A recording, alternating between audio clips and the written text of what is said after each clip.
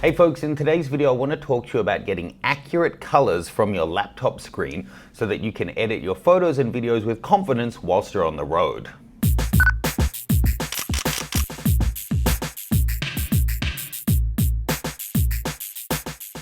Okay folks, so I'm based in New York City at the moment. I'm really fortunate that in studio I'm using a fantastic 4K ISO editing monitor that has built-in color calibration, so I know that when I'm putting out my different content, the colors are accurate. Let me know if you'd like to see a video done on that screen.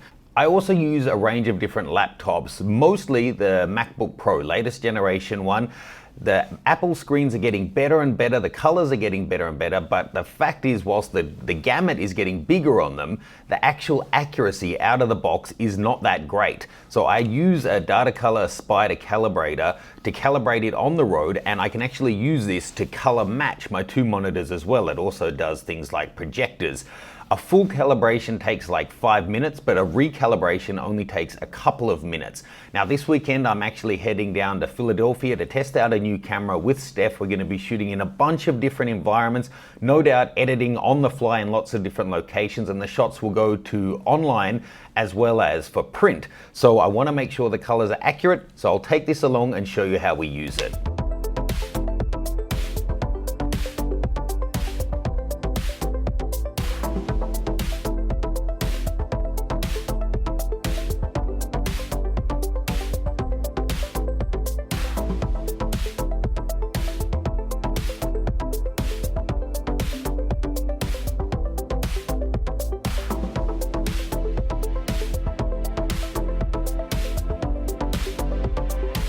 Okay, so day one of shooting done. It's the morning of day two, and I'm just going through to check my results.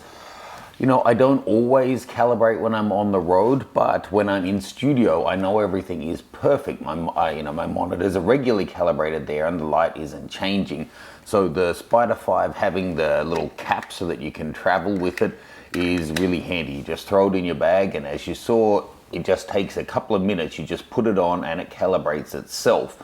Best thing, it has a little room ambient monitor, and that will check the color and balance of the light in the room to make sure your screen is right. So if you're going from, you know, shooting indoors in studio to shooting in your apartment like I am right now, to shooting outdoors, to shooting in a dark room, whatever, you throw it on and it'll recalibrate it so that you know you're right for those viewing conditions.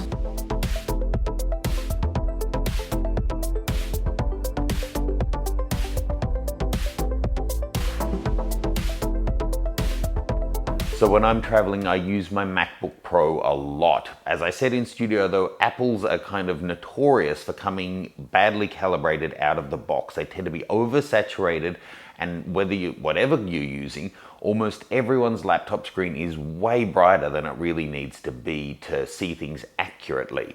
Now, I get it, when you're in bright situations, it's difficult to see the screen if you don't turn it up.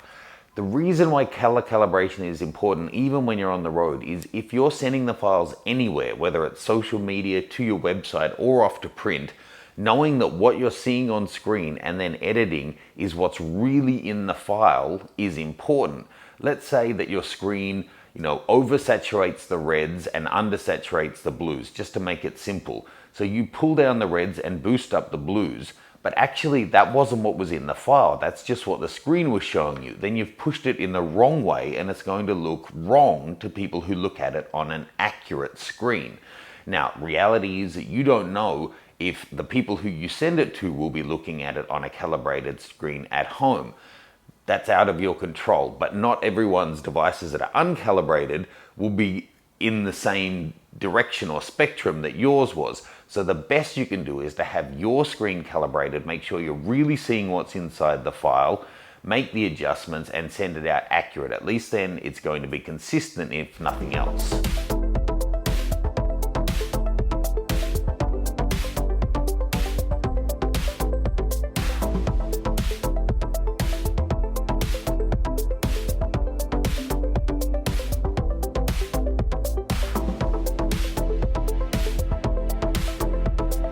For my final morning, I actually headed back over the bridge to New Jersey to visit the guys at Timber Forge Woodworks.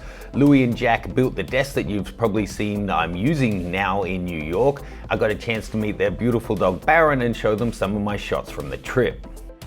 Unfortunately, with that all done, it's time to head back to New York City and get deep into the editing process back in studio. Okay folks, fantastic trip to Philly. Really fun as always, way too rushed though, running from job to job.